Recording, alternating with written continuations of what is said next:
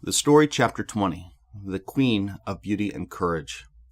This is what happened during the time of Xerxes, the Xerxes who ruled over 127 provinces stretching from India to Kush. At that time, King Xerxes reigned from his royal throne in the citadel of Susa, and in the 3rd year of his reign, he gave a banquet for all his nobles and officials. The military leaders of Persia and Media, the princes and the nobles of the provinces were present. For a full 180 days he displayed the vast wealth of his kingdom and the splendor and glory of his majesty. When these days were over, the king gave a banquet lasting 7 days in the enclosed garden of the king's palace, for all the people, from the least to the greatest, who were in the citadel of Susa.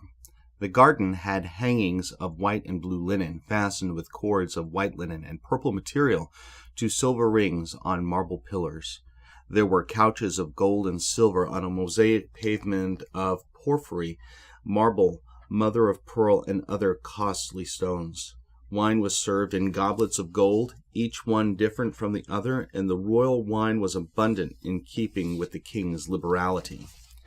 By the king's command, each guest was allowed to drink with no restrictions, for the king instructed all the wine stewards to serve each man what he wished. Queen Vashti also gave a banquet for the women in the royal palace of King Xerxes. On the 7th day, when King Xerxes was in high spirits from wine, he commanded the 7 eunuchs who served him, Mehuma, Biztha, Harbona, Bigtha, Abagtha, Zethar, and Carcass, to bring before him Queen Vashti, wearing her royal crown, in order to display her beauty to the people and nobles, for she was lovely to look at. But when the attendants delivered the king's command, Queen Vashti refused to come.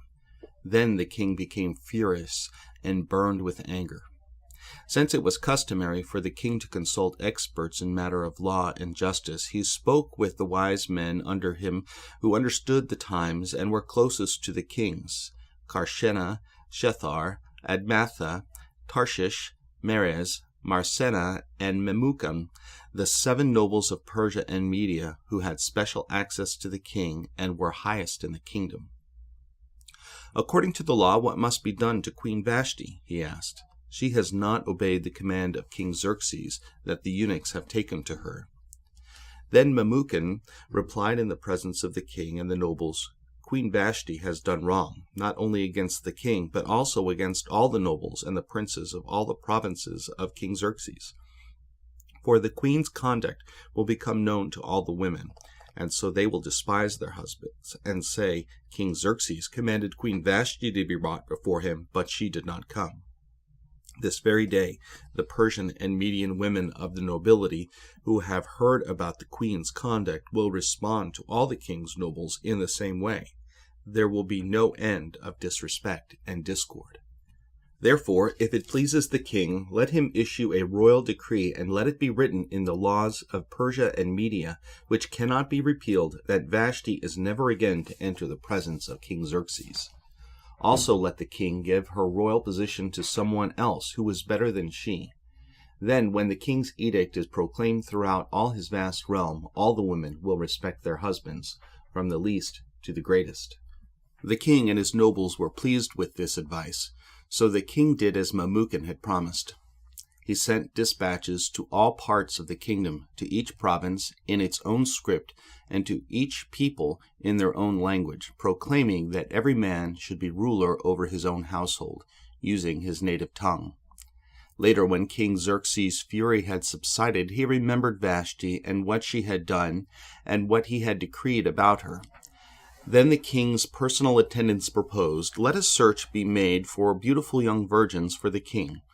Let the king appoint commissioners in every province of his realm to bring all these beautiful young women into the harem at the citadel of Susa.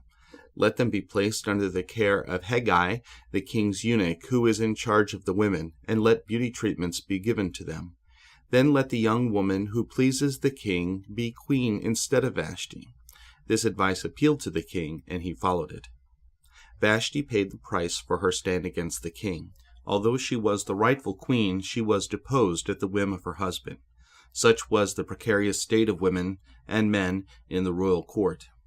Women outside the court were also subject to the king's plans. he decreed that girls from the kingdom be brought into his harem was irrefutable. Girls and their families had no say in the matter. If the king summoned, the family had no choice but to surrender their daughter to the king. Now there was in the citadel of Susa a Jew of the tribe of Benjamin named Mordecai, son of Jair, and son of Shemaiah, the son of Kish, who had been carried into exile from Jerusalem by Nebuchadnezzar, king of Babylon, among those taken captive with Jehoiakim, king of Judah. Mordecai had a cousin named Hadassah, who he had brought up because she had neither father nor mother. This young woman, who was also known as Esther, had a lovely figure and was beautiful. Mordecai had taken her as his own daughter when her father and mother died. When the king's order and edict had been proclaimed, many young women were brought to the citadel of Susa and put under the care of Haggai. Esther was also taken to the king's palace and entrusted to Haggai, who was in charge of the harem. She pleased him and won his favor. Immediately he provided her with her beauty treatments and special food. He assigned to her 7 female attendants selected from the king's palace, and moved her and her attendants into the blessed place in the harem. Esther had not revealed her nationality and family background because Mordecai hadn't forbidden her to do so. Every day he walked back and forth near the courtyard of the harem to find out how Esther was and what was happening to her. Before a young woman's turn came to go in to King Xerxes, she had to complete 12 months of beauty treatments prescribed for the women, 6 months with oil of myrrh, and 6 with perfumes and cosmetics. And this is how she would go to the king. Anything she wanted was given to her to take with her from the harem to the king's palace.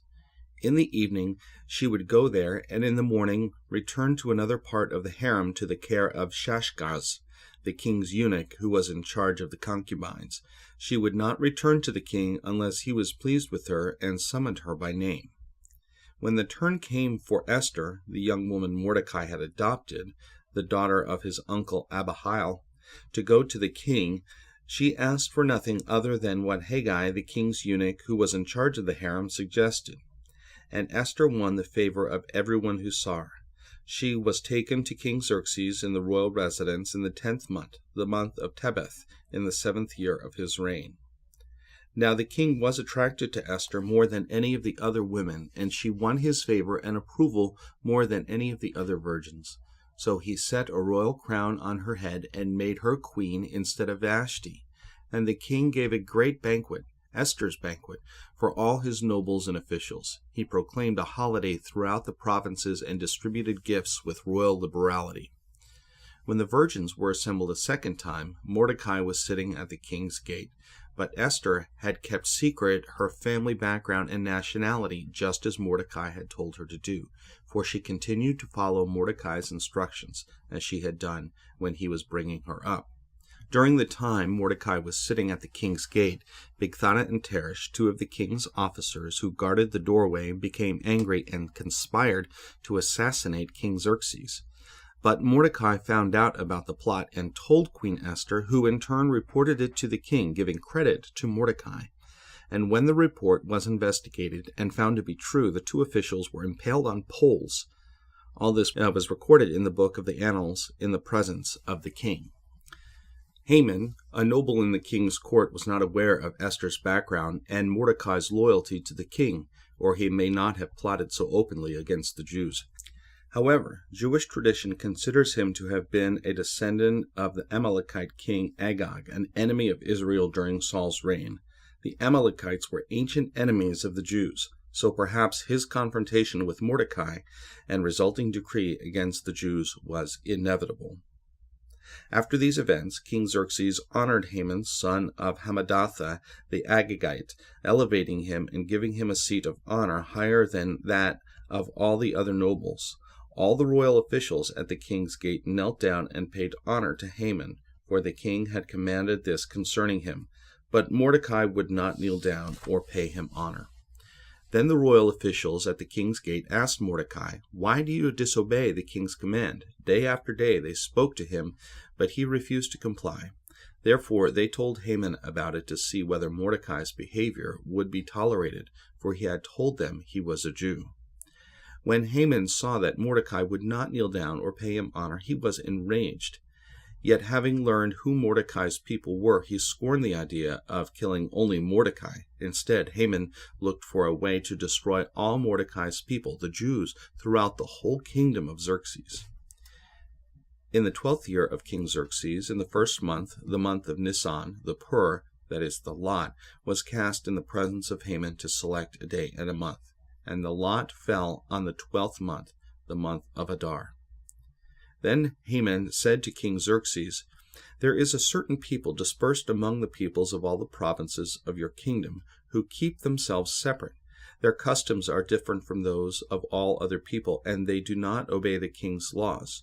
It is not in the king's best interest to tolerate them. If it pleases the king, let a decree be issued to destroy them, and I will give 10,000 talents of silver to the king's administrators for the royal treasury." So the king took his signet ring from his finger and gave it to Haman, son of Hammedatha the Agagite, the enemy of the Jews. "Keep the money," the king said to Haman, "and do with the people as you please." Then on the 13th day of the first month the royal secretaries were summoned. They wrote out in the script of each province and in the language of each people all Haman's orders to the king's satraps, the governors of the various provinces, and the nobles of the various peoples. These were written in the name of King Xerxes himself and sealed with his own ring. Dispatches were sent by couriers to all the king's provinces with the order to destroy, kill, and annihilate all the Jews, young and old, women and children, on a single day, the 13th day of the 12th month, the month of Adar, and to plunder their goods. A copy of the text of the edict was to be issued as law in every province and made known to the people of every nationality so they would be ready for that day. The couriers were sent out, spurred on by the king's command, and the edict was issued in the citadel of Susa. The king and Haman sat down to drink, but the city of Susa was bewildered. When Mordecai learned of all that had been done, he tore his clothes, he put on sackcloth and ashes, and went out into the city wailing loudly and bitterly. But he went only as far as the king's gate, because no one clothed in sackcloth was allowed to enter it. In every province to which the edict and order of the king came, there was great mourning among the Jews, with fasting, weeping, and wailing. Many lay in sackcloth and ashes. When Esther's eunuchs and female attendants came and told her about Mordecai, she was in great distress. She sent clothes for him to put on instead of his sackcloth, but he would not accept them. Then Esther summoned Hathach, one of the king's eunuchs assigned to attend her, and ordered him to find out what was troubling Mordecai and why. So Hathach went out to Mordecai in the open square of the city in front of the king's gate. Mordecai told him everything that had happened to him, including the exact amount of money Haman had promised to pay into the royal treasury for the destruction of the Jews. He also gave him a copy of the text of the edict for their annihilation, which had been published in Susa, to show to Esther and to explain it to her, and he told him to instruct her to go into the king's presence to beg for mercy and to plead with him for her people. Hathach went back and reported to Esther what Mordecai had said. Then she instructed him to say to Mordecai, "All the king's officials and the people of the royal provinces know that for any man or woman who approaches the king in the inner court without being summoned, the king has but one law, that they be put to death, unless the king extends the gold scepter to them and spares their lives. But 30 days has passed since I was called to go to the king." When Esther's words were reported to Mordecai, he sent back this answer: "Do not think that because you are in the king's house, you alone of all the Jews will escape. For if you remain silent at this time, relief and deliverance for the Jews will arise from another place, but you and your father's family will perish. And who knows but that you have come to your royal position for such a time as this?" Then Esther sent this reply to Mordecai: "Go, gather together all the Jews who are in Susa, and fast for me. Do not eat or drink for 3 days, night or day. I and my attendants will fast as you do. When this is done, I will go to the king, even though it is against the law, and if I perish, I perish." So Mordecai went away and carried out all of Esther's instructions. Queen Vashti had earlier risked her life by refusing to appear before the king when summoned. As a result, she lost her standing as queen. Now Esther risks her life by appearing before the same king uninvited. On the third day, Esther put on her royal robes and stood in the inner court of the palace in front of the king's hall. The king was sitting on his royal throne in the hall facing the entrance. And when he saw Queen Esther standing in the court, he was pleased with her and held out to her the gold scepter that was in his hand. So Esther approached and touched the tip of the scepter. Then the king asked, "What is it, Queen Esther? What is your request? Even up to half the kingdom it will be given you." "If it pleases the king," replied Esther, "let the king, together with Haman, come today to a banquet I have prepared for him." "Bring Haman at once," the king said, "so that we may do what Esther asks." So the king and Haman went to the banquet Esther had prepared. As they were drinking wine, the king again asked Esther, "Now what is your petition? It will be given you. And what is your request? Even up to half the kingdom, it will be granted." Esther replied, "My petition and my request is this. If the king regards me with favor, and if it pleases the king to grant my petition and fulfill my request, let the king and Haman come tomorrow to the banquet I will prepare for them. Then I will answer the king's question." Haman went out that day happy and in high spirits. But when he saw Mordecai at the king's gate and observed that he neither rose nor showed fear in his presence, he was filled with rage against Mordecai. Nevertheless, Haman restrained himself and went home. Calling together his friends and Zeresh his wife, Haman boasted to them about his vast wealth, his many sons, and all the ways the king had honored him, and how he had elevated him above the other nobles and officials. "And that's not all," Haman added. "I am the only person Queen Esther invited to accompany the king to the banquet she gave, and she has invited me along with the king tomorrow. But all this gives me no satisfaction as long as I see that Jew Mordecai sitting at the king's gate." His wife Zeresh and all his friends said to him, "Have a pole set up, reaching to a height of 50 cubits, and ask the king in the morning to have Mordecai impaled on it. Then go with the king to the banquet and enjoy yourself." This suggestion delighted Haman, and he had the pole set up. That night the king could not sleep. So he ordered the book of the Chronicles, the record of his reign, to be brought in and read to him. It was found recorded there that Mordecai had exposed Bigthana and Teresh, two of the king's officers who guarded the doorway, who had conspired to assassinate King Xerxes. "What honor and recognition has Mordecai received for this?" the king asked. "Nothing has been done for him," his attendants answered. The king said, "Who is in the court?" Now Haman had just entered the outer court of the palace to speak to the king about impaling Mordecai on the pole he had set up for him. His attendants answered, "Haman is standing in the court." "Bring him in," the king ordered. When Haman entered, the king asked him, "What should be done for the man the king delights to honor?" Now Haman thought to himself, "Who is there that the king would rather honor than me?" So he answered the king, "For the man the king delights to honor, have them bring a royal robe that the king has worn and a horse the king has ridden, one with a royal crest placed on its head. Then let the robe and horse be entrusted to one of the king's most noble princes. Let them robe the man the king delights to honor and lead him on the horse through the city streets, proclaiming before him, 'This is what is done for the man the king delights to honor.'" "Go at once," the king commanded Haman. "Get the robe and the horse, and do just as you have suggested. For Mordecai, the Jew, who sits at the king's gate, do not neglect anything you have recommended." So Haman got the robe and the horse. He robed Mordecai and led him on horseback through the city streets, proclaiming before him, "This is what is done for the man the king delights to honor." Afterward, Mordecai returned to the king's gate. But Haman rushed home with his head covered in grief and told Zeresh, his wife, and all his friends everything that had happened to him. His advisers and his wife Zeresh said to him, "Since Mordecai, before whom your downfall has started, is of Jewish origin, you cannot stand against him. You will surely come to ruin." While they were still talking with him, the king's eunuchs arrived and hurried Haman away to the banquet Esther had prepared. So the king and Haman went to Queen Esther's banquet, and as they were drinking wine on the second day, the king again asked, "Queen Esther, what is your petition? It will be given you. What is your request? Even up to half the kingdom it will be granted." Then Queen Esther answered, "If I have found favor with you, your majesty, and if it pleases you, grant me my life.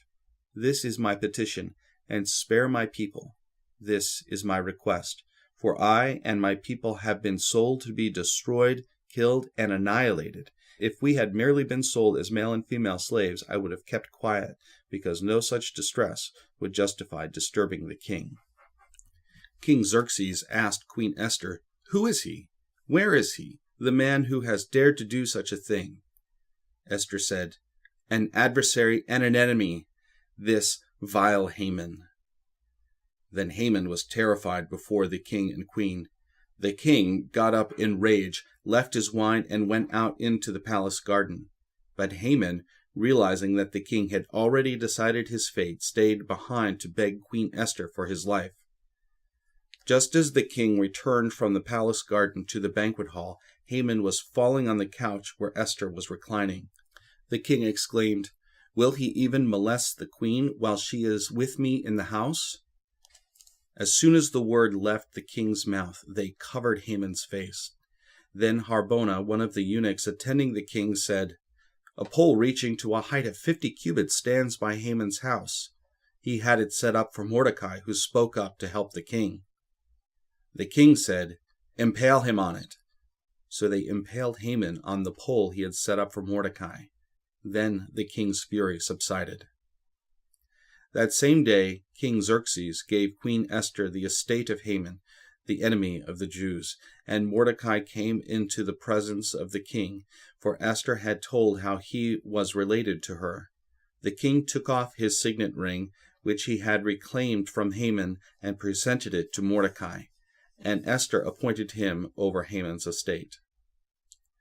Esther and Mordecai are secure, but the irrevocable decree is still a threat to the rest of the Jews. Haman's overthrow and Mordecai's elevation could not give Esther comfort so long as Haman's decree against the Jew remained in force. Esther again pleaded with the king, falling at his feet and weeping. She begged him to put an end to the evil plan of Haman the Agagite, which he had devised against the Jews. Then the king extended the gold scepter to Esther, and she arose and stood before him. "If it pleases the king," she said, "and if he regards me with favor and thinks it is the right thing to do, and if he is pleased with me, let an order be written overruling the dispatches that Haman, son of Hammedatha the Agagite, devised and wrote to destroy the Jews in all of the king's provinces.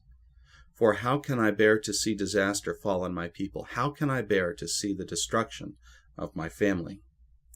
King Xerxes replied to Queen Esther and to Mordecai the Jew, "Because Haman has attacked the Jews, I have given his estate to Esther, and they have impaled him on a pole he had set up. Now write another decree in the king's name in behalf of the Jews, as seems best to you, and seal it with the king's signet ring. For no document printed in the king's name and sealed with his ring can be revoked." At once the royal secretaries were summoned. On the 23rd day of the 3rd month, the month of Sivan, they wrote out all Mordecai's orders to the Jews and to the satraps, governors, and nobles of the 127 provinces stretching from India to Cush. These orders were written in the script of each province and the language of each people, and also to the Jews in their own script and language. Mordecai wrote in the name of King Xerxes, sealed the dispatches with the king's signet ring, and sent them by mounted couriers who rode fast horses especially bred for the king. The king's edict granted the Jews in every city the right to assemble and protect themselves, to destroy, kill, and annihilate the armed men of any nationality or province who might attack them and their women and children, and to plunder the property of their enemies. The day appointed for the Jews to do all this in all the provinces of King Xerxes was the 13th day of the 12th month, the month of Adar.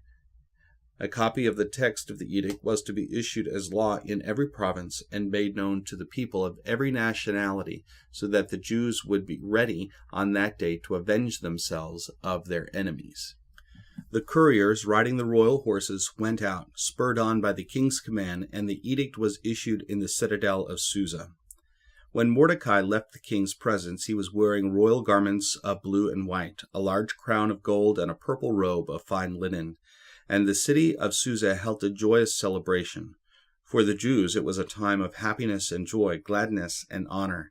In every province and in every city to which the edict of the king came, there was joy and gladness among the Jews, with feasting and celebrating. And many people of other nationalities became Jews because fear of the Jews had seized them. On the 13th day of the 12th month, the month of Adar, the edict commanded by the king was to be carried out. On this day the enemies of the Jews had hoped to overpower them, but now the tables were turned, and the Jews got the upper hand over those who hated them. The Jews assembled in their cities in all the provinces of King Xerxes to attack those determined to destroy them. No one could stand against them, because the people of all the other nationalities were afraid of them, and all the nobles of the provinces, the satraps, the governors, and the king's administrators helped the Jews, because fear of Mordecai had seized them. Mordecai was prominent in the palace. His reputation spread throughout the provinces, and he had become more and more powerful. The Jews struck down all their enemies with the sword, killing and destroying them, and they did what they pleased to those who hated them. In the citadel of Susa, the Jews killed and destroyed 500 men. They also killed Parshadatha, Dalphon, Ashvath, Porath, Adalia, Aridatha, Parmashath, Arasha, Ariadai, and Varazath, the 10 sons of Haman, son of Hammedatha, the enemy of the Jews, but they did not lay their hands on the plunder. The number of those killed in the citadel of Susa was reported to the king that same day. The king said to Queen Esther, "The Jews have killed and destroyed 500 men and the 10 sons of Haman in the citadel of Susa. What have they done in the rest of the king's provinces? Now what is your petition? It will be given you. What is your request? It will also be granted." "If it pleases the king," Esther answered, "give the Jews in Susa permission to carry out this day's edict tomorrow also, and let Haman's 10 sons be impaled on poles." So the king commanded that this be done. An edict was issued in Susa, and they impaled the 10 sons of Haman. The Jews in Susa came together on the 14th day of the month of Adar, and they put to death in Susa 300 men, but they did not lay their hands on the plunder.